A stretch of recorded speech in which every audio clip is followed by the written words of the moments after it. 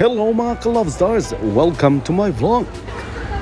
Ang featured ganap sa videong ito ay ang picnic namin sa Botany Bay.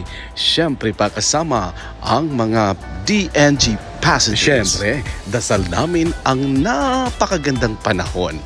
Pagdating namin sa Botany Bay, yan nga, pinagbigyan kami ng Panginoong Diyos sa isang napakagandang weather dahil obvious naman kung titingnan nyo, talaga namang sunny na sunny ang weather. Bukod sa sunny weather provision, syempre nakangiti ang mga kasamahan dahil madaming pagkain ang pinagsasaluhan namin.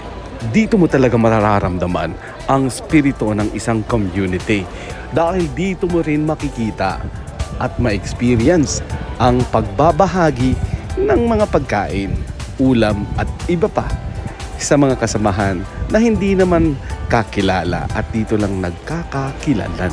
Dito mo rin matitikman ang mga pagkaing Pinoy na hindi mo palagi natitikman sa araw-araw na iyong buhay.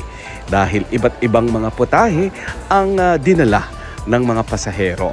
Kaya talaga namang busog-lusog ang lahat na kasama namin sa trip na ito. Maliban sa busog-lusog sa pagkain, busog-lusog din ang aming mga tenga sa Maritesan. Uy, wag niyo namang seryosohin dahil ako'y nagbibiro lang.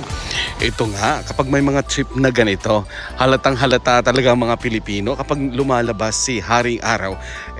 Ang mga Pilipino naman ay naghahanap ng lilim, kaya nga minsan, di ba? Kaya ewan ko kung nakakatuwa o nakakatawa. Kasi naman, paglalabas kasi si Haring Araw, dapat tayo ay nagpapainit.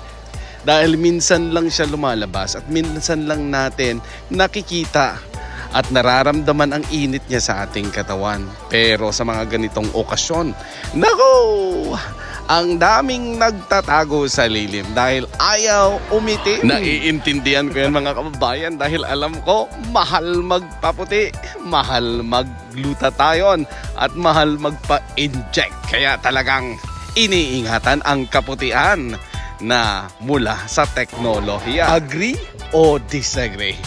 Well, ang importante sa araw na ito, nagkaroon ng kasiyahan ang lahat dahil syempre pa lumabas si Haring Araw at talaga namang napakasaya kapag kasama ang mga kapwa Pilipino dahil talaga namang sobrang ingay, sobrang tawanan at lahat-lahat na.